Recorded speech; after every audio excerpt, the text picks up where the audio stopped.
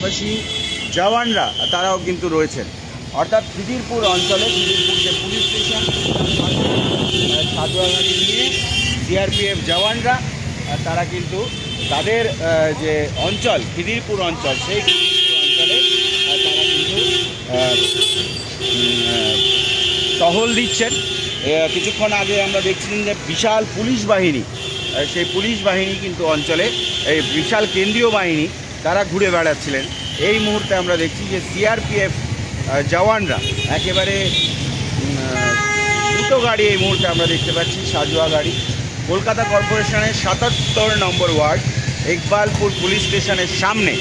আপনারা জানেন যে এই অঞ্চলটা ভবানীপুর বিধানসভা কেন্দ্রের অন্তর্গত। ফলে খিদিরপুর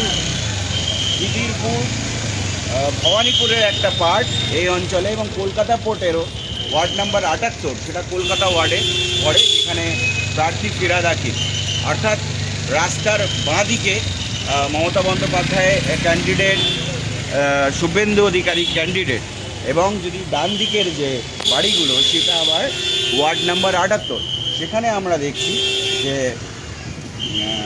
সাজোয়া গাড়ি নিয়ে একেবারে যেটা ১৬ আনা যে গেট, যে মসজিদ, সেখানে কিন্তু সিআরপিএফের যে জওয়ানরা তারা কিন্তু তাদের যে টহল সেটা কিন্তু দিয়ে